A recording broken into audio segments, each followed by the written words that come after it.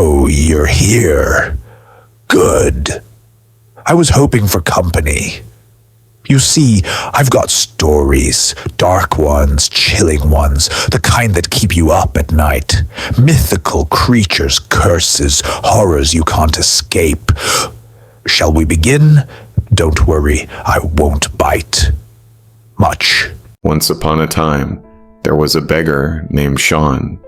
He lost his parents at a young age because they were too poor to afford medical treatment. Left alone in the world, he had no choice but to beg for food to survive.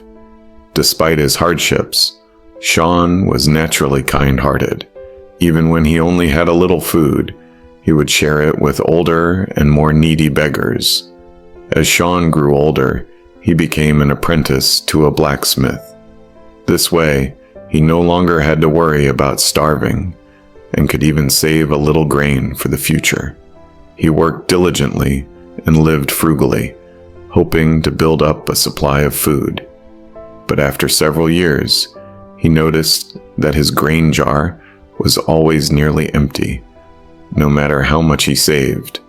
Puzzled, he decided to stay up one night and keep watch. Late at night, a large rat crept into the jar and began eating the grain. Sean shouted, "Hey rat, why don't you steal from the rich instead of taking food from someone as poor as me?" To his surprise, the rat could talk. It replied, "Don't you know? You were born to be poor. It's your fate. No matter how hard you try to save, you will never escape poverty.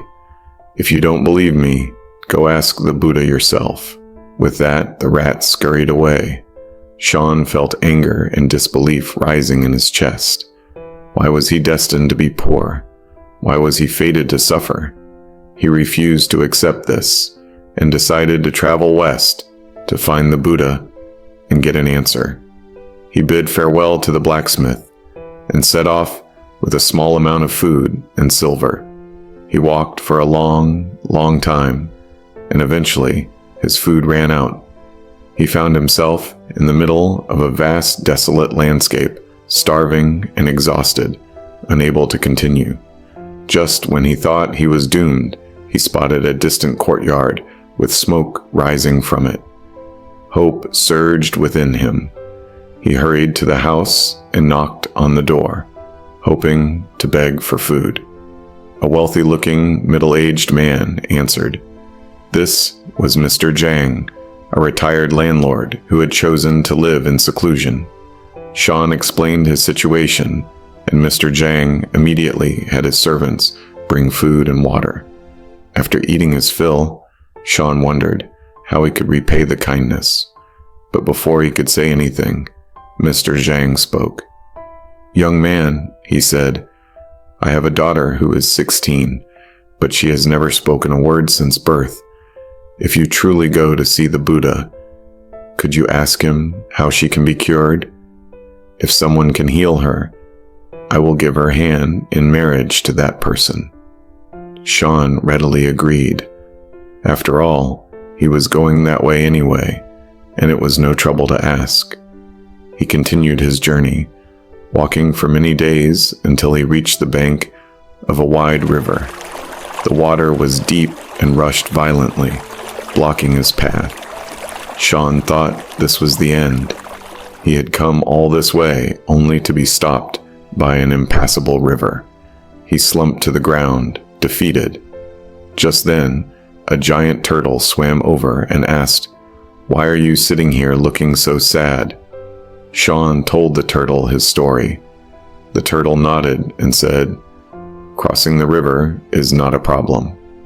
I'll help you." It then let Sean climb onto its back and carried him safely across. Sean was incredibly grateful and thanked the turtle over and over. The turtle said, "Could you do me a favor as well? I have been cultivating here for 500 years, trying to ascend and become a dragon, but I have never succeeded. If you meet the Buddha, could you ask why?" Sean agreed, thinking that 500 years of effort was certainly worth an answer. He continued on, wearing ragged clothes, and surviving on wild fruits from the mountains. This journey was harder than anything he had ever experienced, even harder than begging, but he was determined to meet the Buddha. Step by step, he pushed forward. Finally, he arrived at a small but clean temple. An old monk was sweeping the ground at the entrance. Summoning his courage, Sean approached and asked for some water. Seeing Sean's pitiful state, the monk was surprised, but kindly gave him water and some food. "Where are you headed?" the monk asked. Sean told him everything. The monk sighed. "Your persistence is admirable. Just the fact that you've come this far is impressive." Sean hesitated for a moment before admitting, "I just want to ask the Buddha why I was born into a poor fate." The monk nodded. "Since you are going to see the Buddha, could you ask something for me as well? I have been cultivating in this temple for 1,000 years, sincerely devoted to Buddhism, yet I have never ascended to immortality. Where did I go wrong?" Sean agreed once again, thinking that 1,000 years of devotion deserved an answer. He bid farewell to the monk and pressed onward. Days passed. Exhausted and on the brink of collapse, Sean sat on a mountaintop, watching the sunset. Maybe he wasn't meant to meet the Buddha after all. Maybe his life was destined to be wretched. As these thoughts ran through his mind, he fell asleep. Then, the Buddha himself appeared beside Sean and gently called his name. Half asleep, Sean thought he was dreaming. But if it was a dream, at least he could meet the Buddha here. The Buddha smiled. "You have traveled so far to find me. You must have important questions. I will give you answers, but you may only ask 3 questions." Sean was stunned. Which 3 should he ask? He suddenly felt that Mr. Zhang's daughter, the turtle, and the monk had more important concerns than his own. So, he asked about them instead. The Buddha replied, "Mr. Zhang's daughter can speak, but she has not yet met her destined true love. When she does, she will naturally start talking. The turtle has not ascended because he cannot let go of his shell. Inside his shell are 24 precious pearls. As for the monk, he owns a staff that grants whatever one desires when tapped on the ground. The temple he lives in was created by this staff. As long as he clings to his attachment, he will never ascend." With that, the Buddha disappeared. Sean suddenly realized he had forgotten to ask about his own fate, but the 3 questions were already used up. With a sigh, he decided to return home and accept his life as a beggar. On his way back, he stopped at the temple. The monk was already waiting for him at the gate.